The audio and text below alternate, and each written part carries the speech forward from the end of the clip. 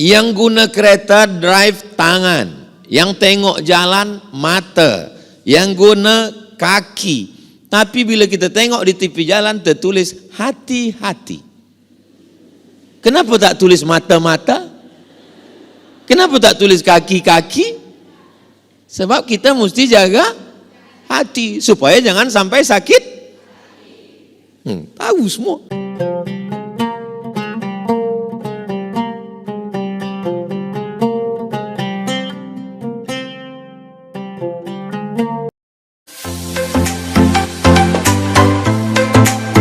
Assalamualaikum warahmatullahi wabarakatuh.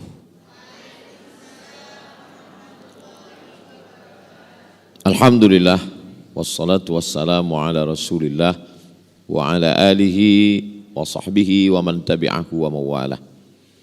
Subhanaka la ilma lana illa ma 'allamtana innaka antal alimul hakim. Rabbi shrah li sadri wa yassir li amri wahlul 'uqdatam min lisani yafqahu qawli. Ciri daripada masyarakat Melayu dalam berbahasa adalah berpantun. Boleh saya berpantun?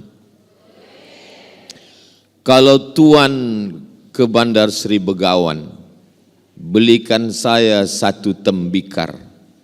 Ustazah Fatimah membaca Al-Quran, hati saya pula yang berdebar-debar. Saya belum pernah lagi kalau buat tazkirah pengajian, beliau baca Quran, belum pernah. Baru sekali linah di Brunei Darussalam. Biasa kalau dia ada tahsin, ada tajwid, dia punya program sendiri. Saya punya program sendiri. Hari ini, Masya Allah, saya dimaklumkan oleh Puan Khadijah. Saya tanya tadi di jalan, kita dengan siapa kajian ini? Kata beliau, kita akan jumpa dengan semua perempuan-perempuan di Brunei Darussalam.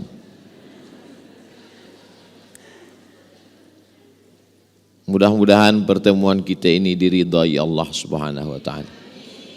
Jadi kami yang lelaki hari ini adalah kaum minoriti di tengah perempuan yang solihah-solihah.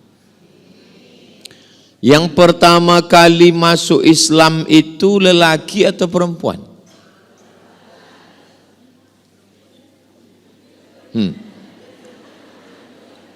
Ada. Yang pertama, Nabi SAW dapat wahyu. Iqra bismi rabbikal ladzi khalaqa khalaqal insana min 'alaqin iqra wa rabbukal akramul ladzi 'allama bil qalami 'allamal insana ma lam ya'lam. Selepas itu dia balik. Dia menggeletar sejuk, diselimuti oleh Khadijah. Dan Khadijah membawa Nabi Muhammad SAW kepada seorang lelaki saudara dia namanya Waraqah bin Naufal. Kata Waraqah, yang turun itu adalah malaikat Jibril yang dulu pernah turun kepada Ibrahim, yang pernah turun kepada Musa, yang pernah turun kepada Isa, dan sekarang dia turun kepada Nabi Muhammad SAW. Maka yang pertama kali percaya itu adalah Khadijah. Khadijah itu lelaki apa perempuan? Perempuan. Abu Bakar Siddiq selepas itu. Yang pertama kali beriman kepada Allah, yang Rasulnya adalah Nabi Muhammad SAW adalah perempuan. Yang pertama kali masuk surga lelaki atau perempuan? Nampaknya perempuan ini menjawab perempuan semua. Waktu Nabi SAW masuk ke dalam surga, Nabi memandang ke belakang. Nabi tengok di belakang itu seorang perempuan. Nabi bertanya, kenapa kamu masuk surga? Perempuan itu menjawab, saya membesarkan anak-anak yatim. Kematian suami, dia jaga dirinya, dia jaga harkat martabat kemuliaannya, dan dia jaga anak-anaknya. Maka dia masuk surga di belakang Rasulullah sallallahu alaihi wasallam. Surga di bawah tapak kaki. Belum ada lagi hadis surga di bawah tapak kaki ustaz. ada. Ada seorang lelaki datang menjumpai Nabi Muhammad SAW. Saya nak ikut perang jihad supaya saya mati fisabilillah masuk surga. Kata Nabi, alaka min ummin, ibu engkau masih hidup? Kata dia, ada. Kata Nabi, ilzam rijlaiha fathammal jannah. Kau jaga kedua kakinya, maka engkau akan masuk surga. Menjaga kakinya saja masuk surga, apalagi memuliakan kepalanya. Begitulah perempuan. Makanya ada satu kalimah hikmah, bukan hadis Nabi, an-nisa imadul bilad. Perempuan itu adalah tiang negeri. Idza salahat salahatil bilad. Kalau perempuannya baik, negeri menjadi baik. Wa idza fasadat, kalau perempuan rosak, fasadatil bilad, maka negeri pun menjadi baik. Saya sudah datang ke Brunei Darussalam dari tahun 2007. Sekarang sudah 2024. Barulah saya tahu rahasianya kenapa Brunei Darussalam ini baik. Rupanya karena ada perempuan-perempuan yang baik. Yang baru hari inilah jumpa saya secara khas. Selama ini dia di belakang saja, tak nampak. Hari ini Masya Allah, tabarakallah. Langkah, rezeki, pertemuan, maut, kuasa Allah subhanahu wa ta'ala. Tajuk kita pagi ini mengelakkan fitnah wanita akhir zaman. Saya ringkaskan pada 7 fitnah. Kenapa 7 Ustaz? Kalau nanti ada Ustaz yang sebutkan fitnah wanita ada 10, ilmu dia lebih banyak. Kalau ada Ustaz yang katakan fitnah wanita ada 3, waktu dia lebih sikit. Saya hadkan pada 7 supaya kita boleh ingat baik-baik. Yang pertama fitnahnya adalah la takhda'na bil qaul. Jangan bersuara lemah gemulai. Tak boleh. Sebab kenapa tak boleh? Yatma'alladzi fi qalbihi marad. Ada lelaki fi qalbihi marad, di dalam hatinya ada penyakit. Bila dia dengar suara perempuan yang lemah gemulai mendayu-dayu, dia terus macam kerasukan setan. Sebenarnya setan tak ada ganggu dia. Banyaklah perempuan asal suami tak sembayang adu pada ustaz, minta bacakan ayat, hembuskan ke air. Ustaz tolong bacakan ayat ke air ni, kenapa nampaknya suami saya diganggu setan. Bila kita bacakan, biasa kalau orang diganggu jin, hantu, setan, kita bacakan ayat, dia ada respon, dia ada macam. Tapi yang ini tak ada pun. Rupa-rupanya setan tak ada ganggu dia. Kata setan, saya memang dah lama tak ganggu sebab dia lebih parah dari saya lagi, kata setan. Jadi tidak boleh bersuara mendayu-dayu, lemah gemulai, lembut-lembut. Jadi mana tahu ada orang miss call, salah sambung telefon. Dia telepon, Assalamualaikum. Waalaikumsalam. Ini di mana? Bandar Seri Begawan. Tak boleh. Sebab berawal dari suara. Lelaki tidak melihat, dia dengar suara, dan suara itu Masya Allah. Jadi bersuara biasa-biasa saja. Tak perlu, ada suara ni macam berangin-angin sikit. Nanti saya sebutkan, macam perempuan pula bunyi saya, na'udzubillah. Jadi perempuan dari mula suara. Makanya ada setengah ulama mengatakan sautul mar'ati auratun. Suara perempuan aurat. Setengah, tak banyak. Nanti bila ada orang mengatakan, betul ke Ustaz Abdul Somad suara perempuan itu aurat?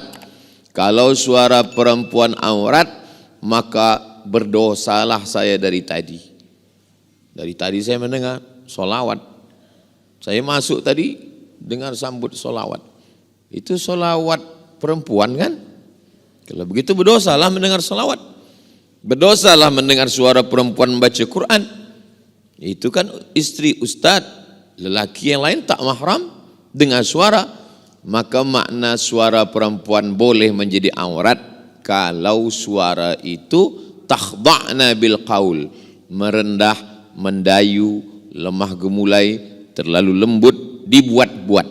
Adapun suara yang biasa saja, suara membaca Quran, suara bersolawat, suara marhaban, suara tala'al badru alaina, suara nasyid yang baik-baik, maka itu baik. Mana dalilnya? Sahabat Nabi bertanya kepada Sayyidatuna Aisyah tentang perempuan, mandi rambut ikatnya tak dibuka. Mereka bertanya kepada sahabat Nabi namanya Abu Musa al-Ash'ari. Kata Abu Musa al-Ash'ari mesti dibuka.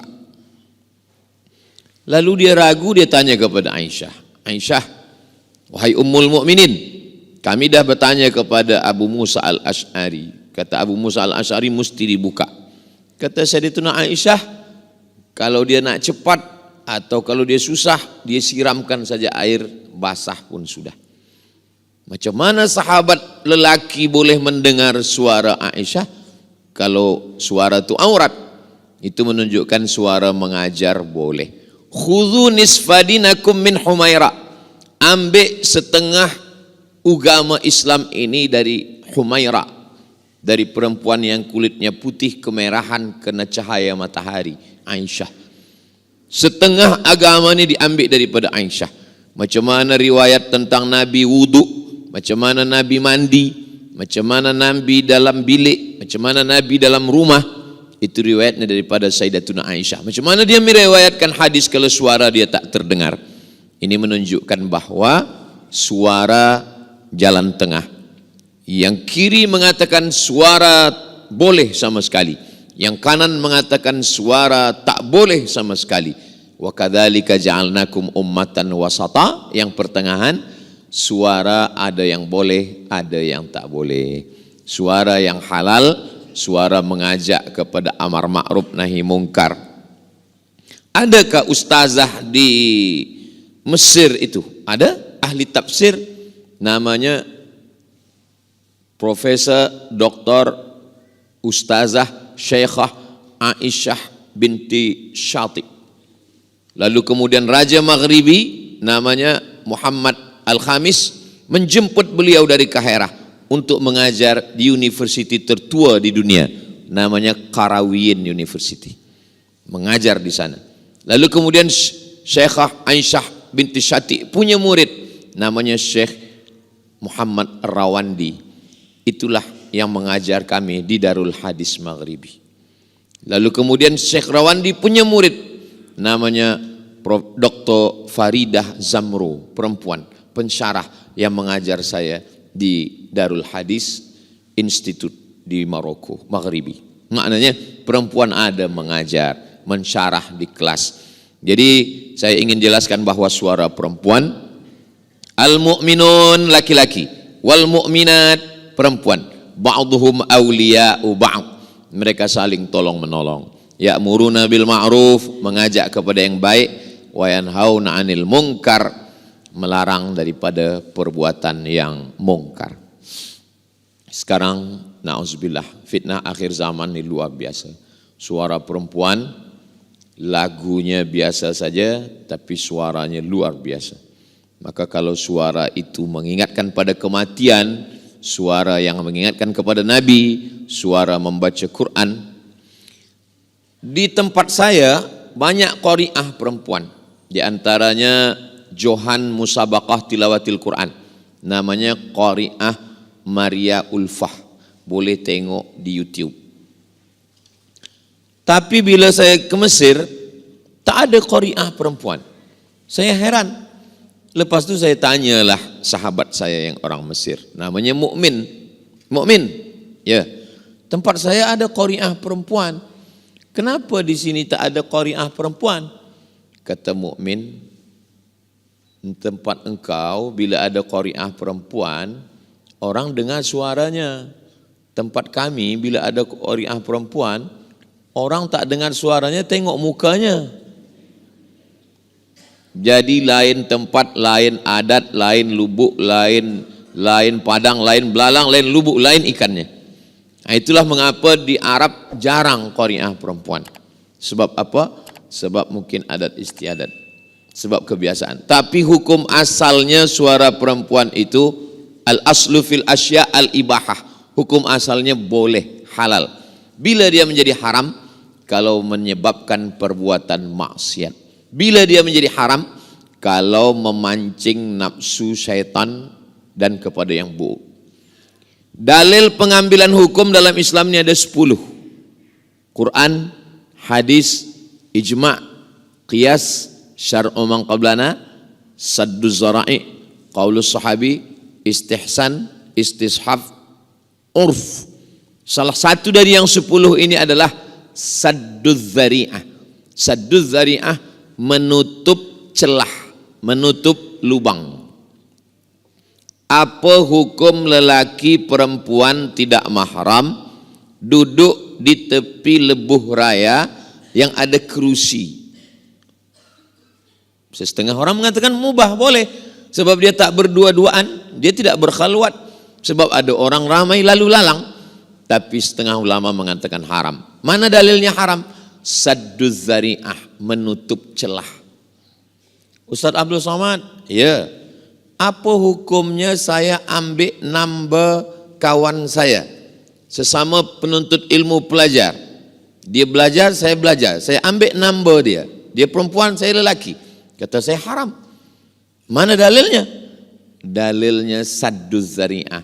Berawal dari ambil number, lama-lama say hello, lama-lama dan seterusnya. Maka menutupnya itu lebih baik daripada membuka. Oh, jadi kalau kami ambil tak boleh? Tak boleh, haram. Ustaz, kenapa boleh? Sebab ada istri saya tengok. Jadi dalil pengambil hukum tidak hanya sebatas terhad pada Quran dan Sunnah. 10 itu dikaji dalam ilmu namanya usul fiqh. Kalau halal, haram, makruh, mubah, sunat, sunan muakkad, itu namanya fiqh.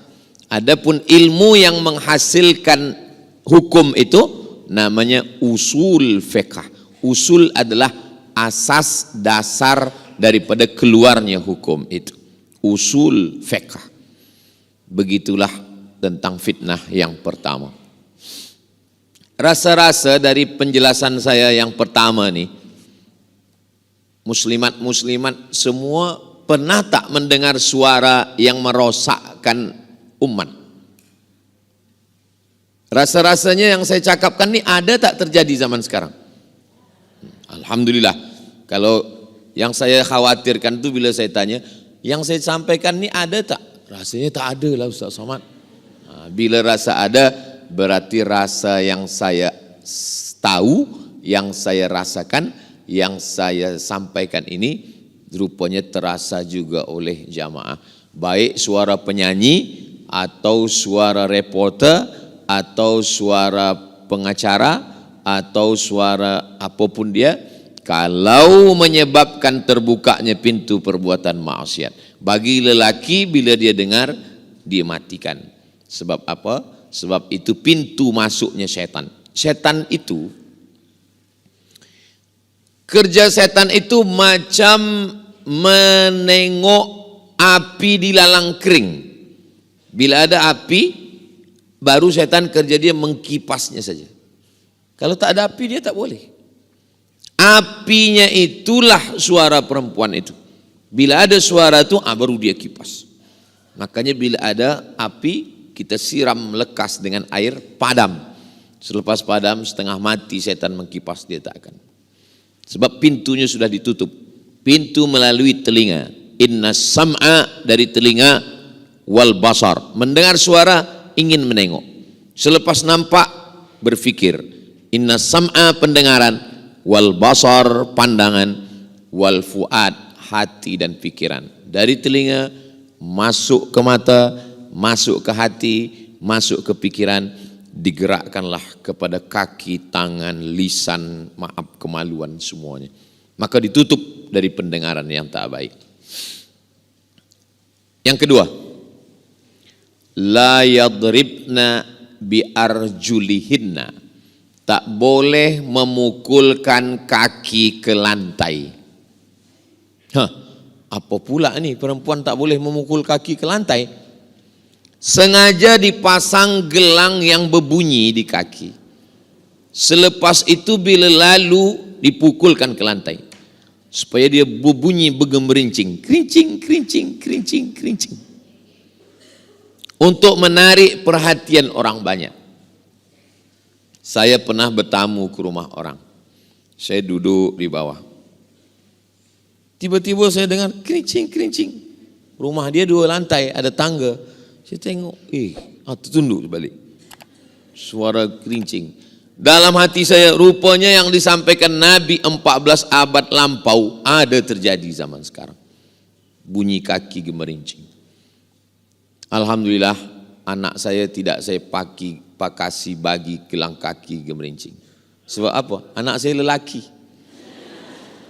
Tapi ada orang bagi hadiah. Ustaz Abdul Somad, ini saya bagi gelang kaki. Kata saya, anak saya lelaki Tuan Haji. Ustaz pakaikan kejap, ambil gambar, lepas tu buka balik. Nak senangkan hati saja. Sebab adat kampung kami suka kalau budak kecil dipakai ke gelang kaki. Gitu. Saya pakaikan kejap, ambil gambar, kirim pada dia, lepas tu saya simpan sampai sekarang. Apa maknanya? Kalau hanya setakat itu tak apa, atau tak berbunyi. Tapi makna ayat ini sebenarnya bukan khas pada gelang saja. Semua yang menyebabkan mata orang tertengok, maka dia boleh menjadi haram, sama macam hukum gelang kaki tadi. Dipakai kasut yang tumitnya 15 cm.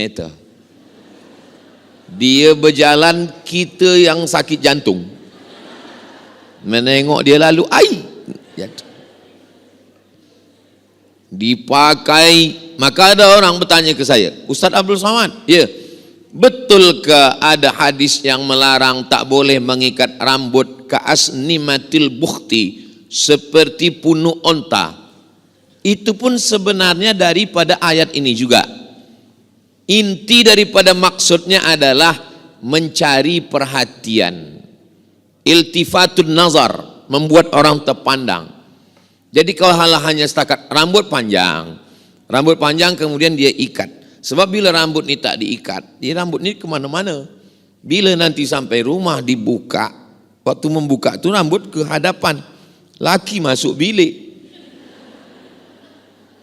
dia baca ayat kursi. Ini aku bang bini engkau, kata. Bukan hantu. Jadi maknanya bila dia ikat sikit, agak naik sikit, tak apa. Sebab maknanya bukan tak boleh mengikat. Maknanya sengaja memang dipasang tinggi ke atas. Supaya apa? Supaya ditengok orang. Sebab ada salah satu sifat perempuan, dia ingin supaya ditengok, dipandang, diperhatikan. Itulah mengapa suami mesti memperhatikan istri. Sebab bila suami tak memperhatikan, tak membagi pujian, dia ingin diperhatikan orang lain. Melalui apa? Melalui social media. Dia akan letakkan gambar, lepas dia letak, dia tengok. Kenapa tak ada like ni? Rasa-rasa dah 3 jam tak ada like. Rupa no connecting. Jadi mesti ada perhatian.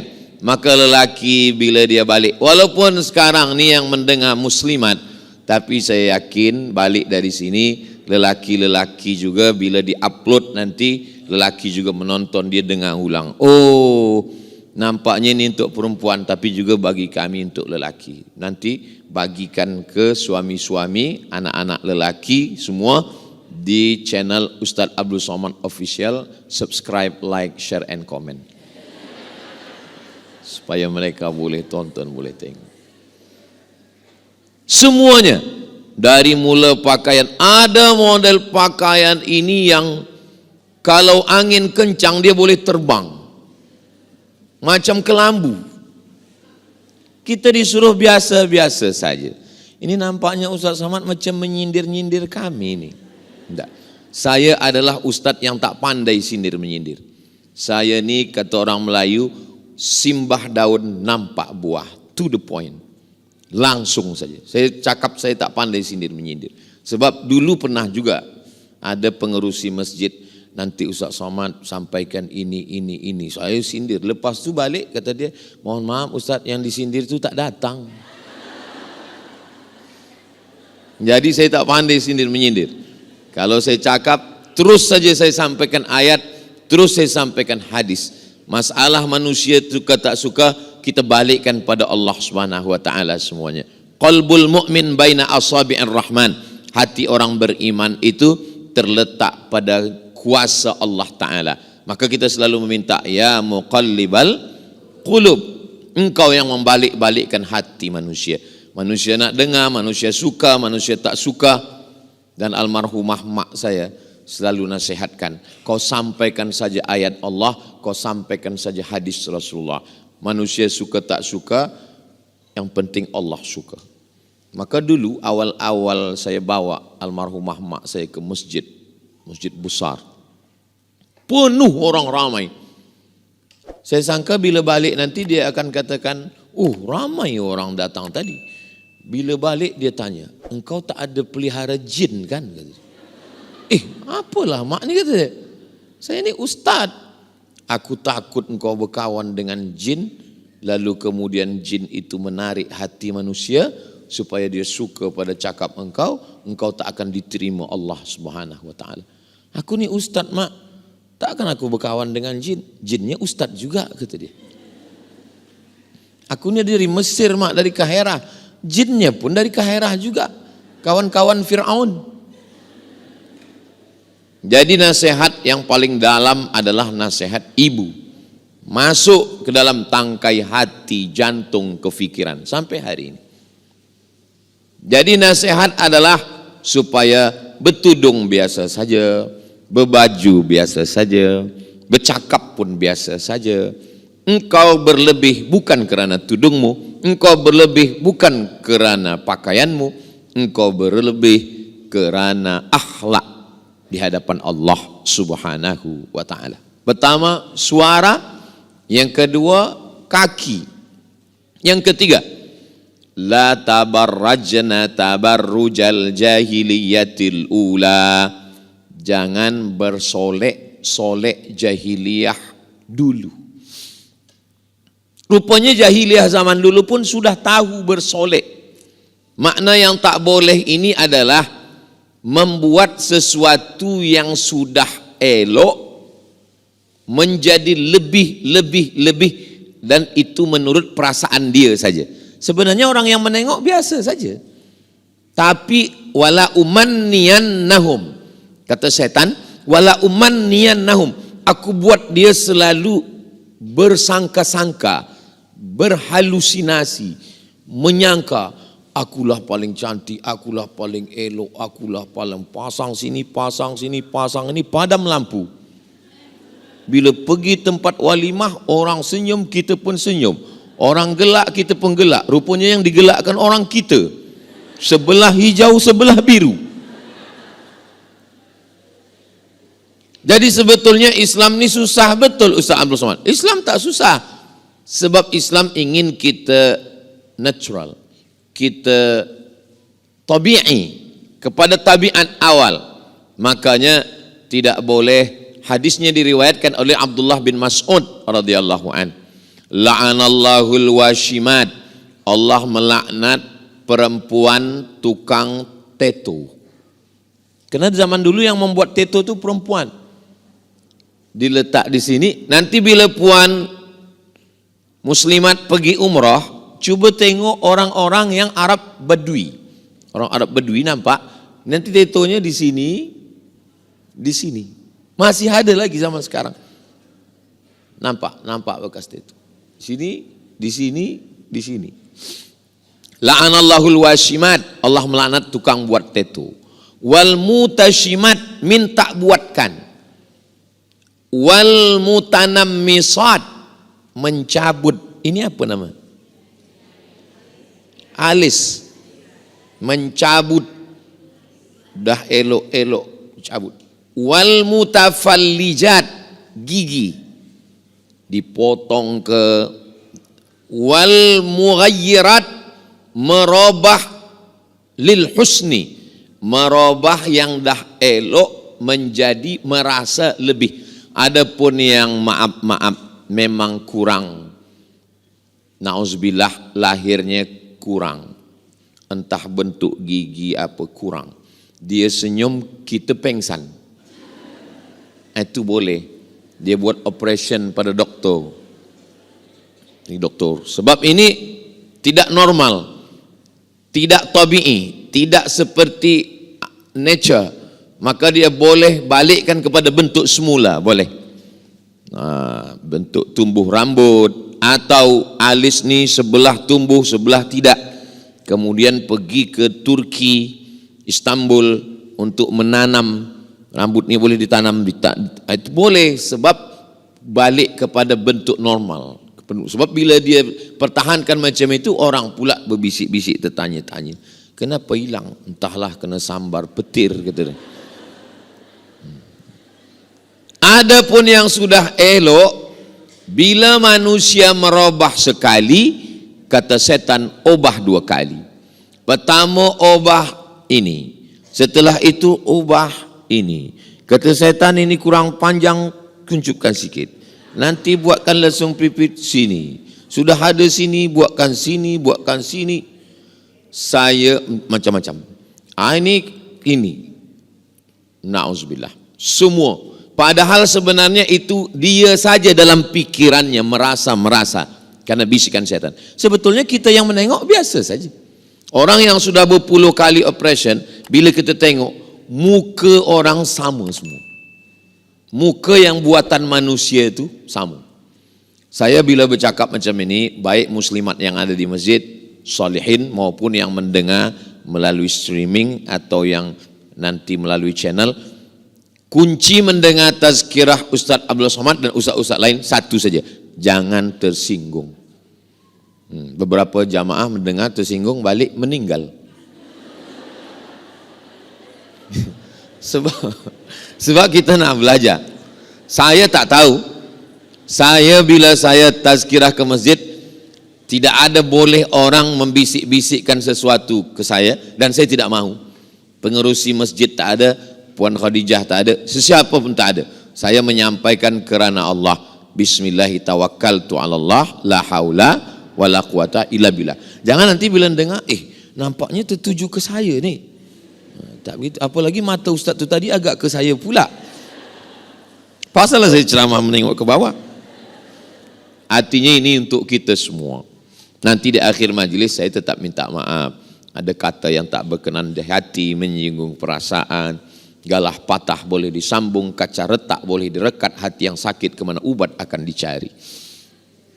Boleh untuk tulis baju t-shirt belakang. Kaca retak boleh direkat, galah patah boleh disambung, hati yang sakit kemana obat akan dicari. Tapi jangan lupa tulis bawah UES.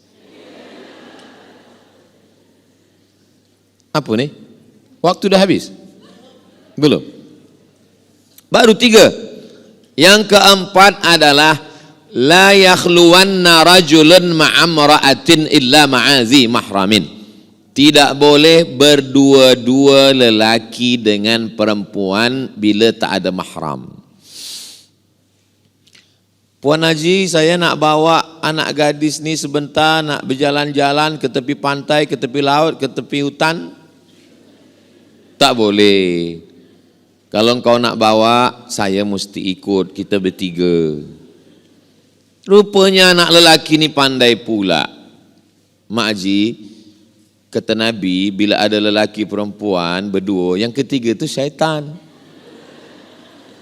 Eloklah kami berdua saja, kata dia. Orang zaman dulu Orang zaman dulu kalau nak jahat, buat jahat aja, buat dosa, buat dosa. Orang sekarang, dia buat jahat, dia buat dosa, dia tahu pula dalilnya. Nah, inilah akhir zaman nih. Maka kita mesti pandai-pandailah jaga anak perempuan supaya jangan lahir. Tapi Ustaz Abdul Somad, anak perempuannya elok, mak perempuannya pula. Dari pukul 8 pagi di office, 8 jam sehari. 9, 10, 11, 12, 1, 2, 3, 4. 8 jam dengan laki orang, 2 jam dengan laki sendiri. Berawal dari jumpa, bercerita, merasa tenang, na'udzubillah. 6 langkah setan. Yang pertama, nazratun, pandangan. Selepas memandang, fabtisamun, senyuman. Selepas senyuman, fasalamun, salam. Macam mana suara kambing? Be. Macam mana suara ayam? Kuku kuku. Macam mana suara kerbau? Mo. Macam mana suara buaya? Hai sayang. Pertama, nazratun, pandangan. Yang kedua, fabtisamun, senyuman. Yang ketiga, fasalamun, salam. Yang keempat, fakalamun, mula bercakap. Yang kelima, famau'idun, temu janji. Yang keenam, faliqaun, berjanji. Habislah sudah. Makanya bunyi ayatnya, la tattabi'u khutuwatis syaitan. Jangan ikuti langkah-langkah syaitan. Syaitan tidak ada pernah, maaf cakap, syaitan tidak pernah mengajak berzina. Dia hanya mengajak melangkah. Maka Islam datang memutuskan langkah itu. Ini dah macam abang saya, ini dah macam pakcik saya, ini dah macam guru saya, ini dah macam saudara saya. Berawal dari macam, berakhir dengan macam-macam. Waspadalah, setan belum pencen. Maka bunyi ayatnya, la taqrabu, jangan mendekati. Itulah pentingnya kita tahu. Saya bila ada jadwal ke Brunei Darussalam 4 hari. Hari Rabu, hari Khamis, hari Jumat, hari Sabtu bertolak. Macam mana puan jadwal, macam mana bila, macam mana ini, semua WhatsApp, handphone saya tak ada password.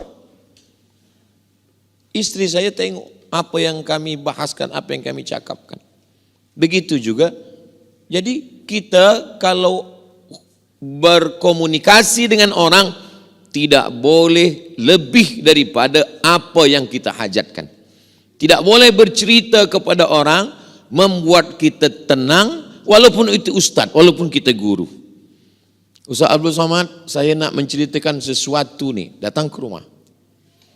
Kalau kita ke tempat makan, jangan, nanti saya membayar. Tak apa juga, bukan saya ni bakhil, pelit. Saya tidak mahu nanti jadi fitnah. Datang ke rumah nanti istri saya ada, dia akan dengar. Jangan tulis sini, jangan kirim voicemail, jangan video call. Dan handphone tahu semua. Supaya apa? Sebab kita pun tahu, kita manusia juga.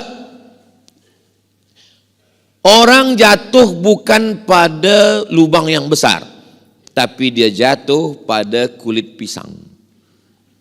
Kenapa? Kalau lubang besar dia hati-hati, takut. Tapi kalau kulit pisang dia, disitulah dia akan jatuh. Maka kita mesti berhati-hati. Ini tentang masalah berdua-duaan dengan yang tak mahram. Berangkat dari rumah pukul 7, masuk office kerja pukul 8, pukul 12, pukul 1 makan siang bersama, petang balik ada jam, sampai rumah mandi siap-siap maghrib, maghrib makan lepas isya, 9, 10 hanya 2 jam dengan suami dan anak, itu pun scroll WhatsApp, Instagram, Telegram, FB, Ustaz Somad cakap pasal FB, pasal Instagram. Ustaz pun ada Instagram juga? Ada. Yang mana Instagram Ustaz Abdul Somad? Yang follower 8 juta itulah. Maksudnya yang belum follow lah. Isinya tak ada lain daripada tazkirah, nasihat, dakwah, tak ada macam-macam. Dan saya tak tahu passwordnya. Sebab yang isikan semua admin. Ini saya ambil gambar, saya bagi tahu admin. Awak masukkan ini, awak tuliskan ini, awak ini. Ini jangan, ini jangan. Saya tak tahu. Kenapa Ustaz tak tahu? Sebab bila saya tahu, nanti saya baca komen, saya balas balik. Halakam ru'un lam ya'rif qadrahu. Celaka orang yang tak tahu siapa dirinya. Saya yang paling tahu diri saya, kelemahan saya. Nanti bila saya buka macam-macam komen, saya tengok orang kirim message macam-macam, maka saya serahkan pada orang lain. Inilah yang membuat saya tak katakan saya selamat, tidak. Selamat kita tu nanti bila kita mati dalam keadaan husnul khatimah. Hidup masih panjang lagi. Kita tak tahu, maka kita selalu berhati. Ini sekarang dalam watawasau bil haq watawasau bis sabr. Berikutnya yang kelima.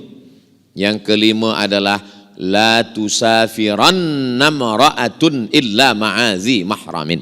Jangan musafir bersama yang tak mahram.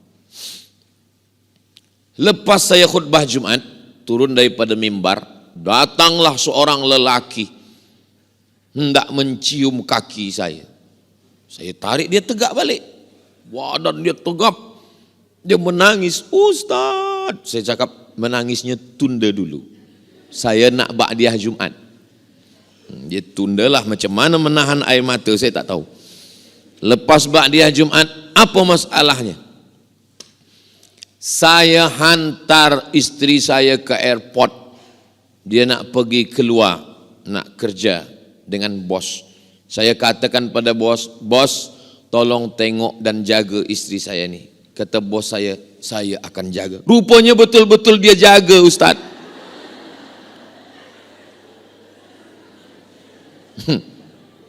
Dah berapa lama? Dah 2 tahun, Ustaz. Macam mana nih, Ustaz? Putuskan daripada office dia, awak pindahkan tempat lain, awak pegang handphone dia, putuskan kontak, jaga. Bawa malam tahajud, baca Yasin, berzikir, weekend pergi jalan, dekatkan hati perasaan. Macam mana boleh? Siap, Ustaz. Bismillah. Lepas sebulan, telefon. Ustaz, boleh kita jumpa makan sama siang ni? Okey. Mana ada doa tolak makan? Yang ada tolak bala. Bila jumpa menangis lagi. Apa menangis ni? Hati saya tak boleh menerima, Ustaz. Rupanya lelaki setegap apapun badannya, dia tak boleh menerima perempuan yang pernah melakukan kesalahan. Itu yang dapat saya fahami. Mulutnya berkata sanggup, tapi kata awak bulan lalu kata awak sanggup. Itulah Pak Ustaz, mulutku berkata iya, tapi hatiku tidak, Pak Ustaz. Pikir dulu pendapatan, sesal kemudian tiada gunanya. Maka pikir elok-elok. Karena lelaki susah untuk menerima. Kalaupun dia menerima, bukan kerana perempuan, tapi kerana anak, kerana itu, kerana ini dan lain-lain. Ini saya tidak ingin kita bercerita, ini kan zaman dulu, ini kan dalam Quran, ini kan dalam hadis. Yang saya ceritakan adalah true story. Kisah kenyataan yang ada di zaman ini dan dialami oleh jamaah. Tapi nama tak boleh sebut.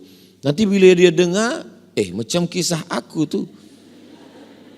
Dia pun dapat pahala sebab kita tidak menceritakan nama orang. Dia dapat pahala sebab dari cerita dia itulah orang akan ambil iktibar pelajaran.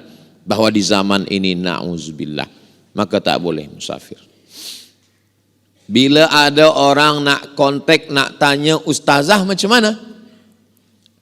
Dia tanya ustazah yang lain. Ustazah lain akan sampaikan. Maka laki-laki mesti ada cemburu. Tapi janganlah pula sangat cemburu hingga tak boleh beli sayur. Kenapa kita siang ni tak ada makan, tak ada ikan? Itulah abang cemburu, aku nak beli ayam cemburu, nak beli itik cemburu. Ada atuk-atuk tua pun cemburu juga. Ini namanya cemburu buta, cemburu buta. Tapi lelaki yang tak ada cemburu, la yadkhulul jannah, tak masuk surga. Siapa itu ya Rasulullah? Dayyus. Dayyus. Jangan bagi nama anak Dayyus. Apa makna Dayyus? Allazi la yagharu ala maharimihi, tak ada rasa cemburu. Nauzubillah. Salah satu sebab kenapa orang Islam tak boleh makan maaf khinzir, sebab dia salah satu haiwan yang tak ada cemburu. Beza dengan ayam. Ayam jantan berdua berkelahi sampai tetes darah penghabisan. Apalagi ayam kampung. Apalagi ayam hutan. Kata ayam, lebih baik putih tulang daripada putih mata. Ayam tak ada cakap macam itu, kata saya. Tambahan sikit dari saya. Ayam begitu. Tapi khinzir tidak, dia tak ada cemburu. Maka makanan yang kita makan, kenapa tak boleh makan betaring? Kenapa tak boleh makan bekuku? Sebab dia buas. Maka makanan akan masuk sifatnya ke dalam badan kita. Jaga makanan kita. Sebab makanan itu mempengaruhi cara kita berpikir. Makanan berubah menjadi darah. Darah semangkuk makanan berubah menjadi setetes darah, masuk ke dalam jantung. Dari jantung naik ke otak. Yang merenung jantung, yang berpikir otak. Darahnya darah daripada yang haram, berpengaruh kepada fikiran kita. Itulah kenapa kita tak boleh makan yang haram-haram. Kulu, makanlah min thayyibat, yang baik-baik. Yang keenam, waqarna fi buyutikunna, hendaklah perempuan itu duduk di rumah. Hukum asalnya perempuan hanya duduk di rumah. Yang mengantati bila tamu datang lelaki. Belum pernah sekalipun istri saya mengantar makanan, kue, nasi ke tamu. Bila tamu menengok, nanti saya cemburu. Tidak ada gambar kami di tempat bilik tamu. Nanti bila tamu tengok, cemburu. Ustaz ni cemburu buta jugalah. Apa maknanya? Untuk kita jaga. Perempuan, kalau kami pakai hijab boleh, tak masalah. Dulu sebelum taubat, sebelum hijrah, gambar muda-muda lagi dipasang, orang tengok, ini siapa? Bini kau. Dia dulu cantik juga ya. Ada hati manusia. Hati ini kita jaga. Maka jagalah hati. Kita nak pergi bawa kereta. Yang guna kereta drive tangan. Yang tengok jalan mata. Yang guna kaki. Tapi bila kita tengok di tepi jalan tertulis hati-hati. Kenapa tak tulis mata-mata? Kenapa tak tulis kaki-kaki? Sebab kita mesti jaga hati. Supaya jangan sampai sakit. Tahu semua. Begitulah Allah Subhanahu wa taala menjaga hati. Jadi kalau hati kita, saya pagi ini boleh menyampaikan selesa karena yang menyampaikan dengan yang menerima hatinya sama-sama terbuka. Tanyalah pada ustazah, ustadz yang biasa bagi tazkirah, macam mana rasanya menyampaikan kajian pada orang yang hatinya tertutup. Susah kita. Pernahkah Ustaz mengalami macam itu? Ya, berat, rasanya payah nak bercakap. Bila tu Ustaz? Tazkirah sebelum buka puasa. Saya tidak mahu diminta bagi tazkirah sebelum buka puasa. Sebab apa? Orang hati tertutup, mata tertutup. Ustaz Abdul Samad, ya, bolehkah datang ke majlis kami? Apa program kita?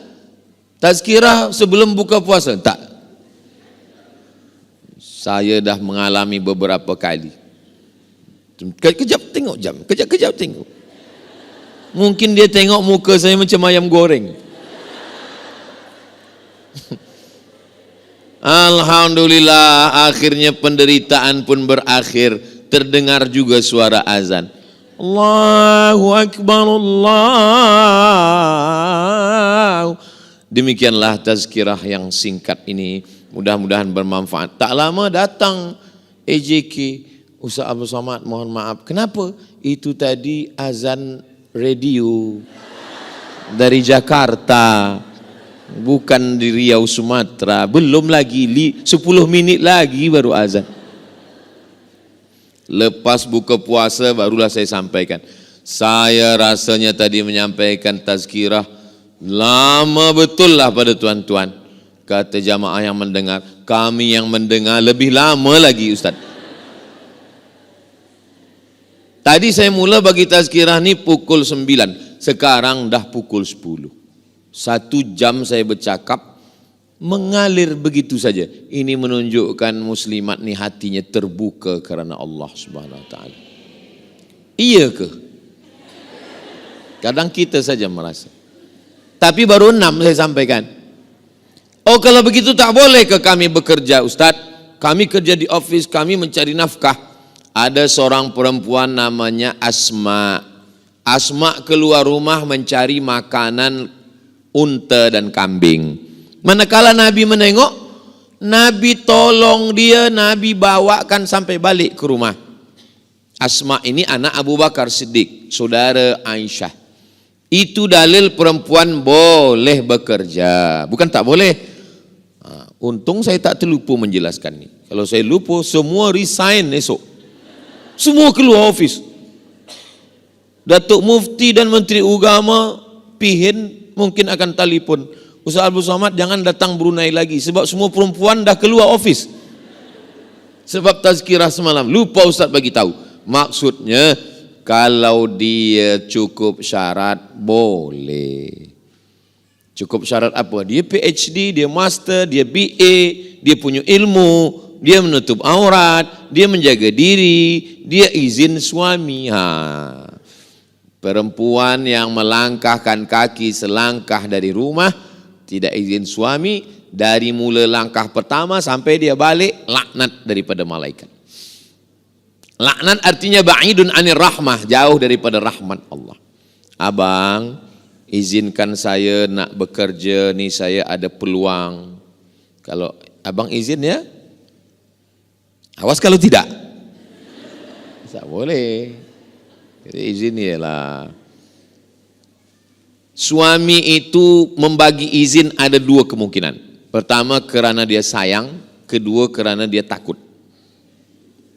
Beza-beza tipis antara sayang dan takut. Macam mana Ustaz? Cuba nanti puan balik ke rumah, tengok suami itu elok-elok. Tengok, abang ni macam yang takut ke yang sayang? Ada seorang lelaki manakala saya makan di rumah dia bagi tazkirah, dia tanya, Ustaz ada yang saya nak tanya. Tapi suara dia kecil je. Apa masalah? Apa hukumnya suami takut pada isteri? Saya pun jawab pelan juga. Suami yang takut pada isteri, dia tak kena azab kubur. Kenapa tak kena azab kubur Ustaz? Sebab kata malaikat, yang ini tak usah kita azab dia, sebab dia dah terlampau azab di dunia.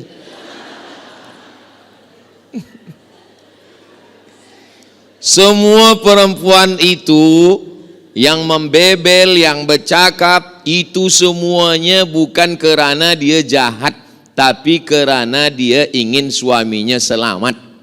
Betul? Betul, mengaku semua. Abang di mana, balik pukul berapa, mana duit, ini ada kain jangan lupa bawa sembayang, ini dah sembayang atau belum, miss call ini dah di mana, dengan siapa, di mana, tanya. Kenapa Ustaz tahu? Sebab banyaklah jamaah kejap-kejap ambil gambar dengan saya, kejap-kejap ambil gambar. Lama-lama saya, awak dah ambil gambar hari ini 3 kali, kenapa? Nak kirim pada orang rumah Ustaz. Sebab bila saya kirim ke dia dengan Ustaz, dia tenang. Engkau dengan siapa? Aku dengan kawan yang mancing. Oh, Kamu mancing apa nih? Mancing masalah. Dengan siapa? Dengan Ustaz Somad. Alhamdulillah. Padahal dengan saya kejap je, lepas itu dia pergi. Maka perempuan boleh bekerja atau mohon maaf pendapatan suami kurang. Jodoh kita tak tahu. Lalu kemudian dia bekerja, boleh. Abang, aku ni bekerja. Sebab apa? Sebab nanti bila ada zakat, aku bagi zakat. Mana boleh isteri bagi zakat ke suami? Suami dapat duit, isteri dapat duit. Apa beza duit isteri dengan duit suami? Pada duit suami ada hak isteri, nafkah namanya. Tapi pada duit isteri tak ada hak suami.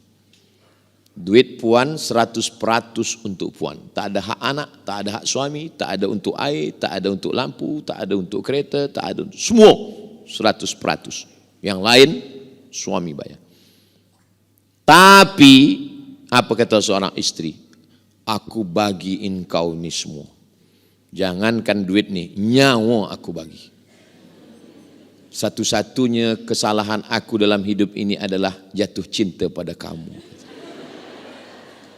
Orang kalau sudah sayang, semua dia bagi. Yang last sekali, yang ketujuh adalah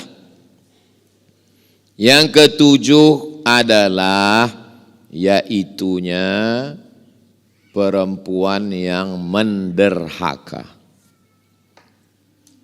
Kalau perempuan itu salataha, somat saumaha, melaksanakan salat khamsaha, 5 waktu, melaksanakan puasanya, dia baik, maka dakhalatil jannah min haitsu sya'at.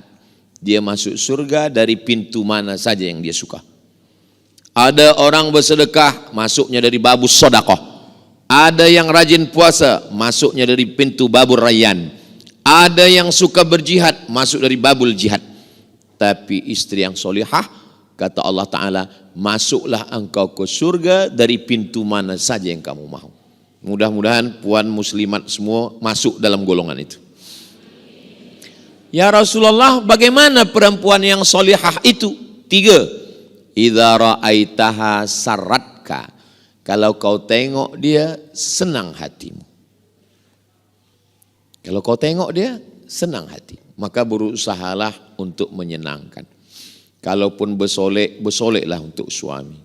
Ustaz, boleh ke rambut saya celup 3 color? Yang tengok siapa? Yang tengok suami saya. Boleh. Tapi banyak orang sekarang bila dia bersolek, ditengok laki orang. Bila dengan laki dia sendiri, tak usahlah kita sebutkan. Maka kemudian, idza amartaha ata'atka. Kalau engkau perintah dia patuh dan taat. Wa idza ghibta anha. Kalau engkau pergi, hafizat.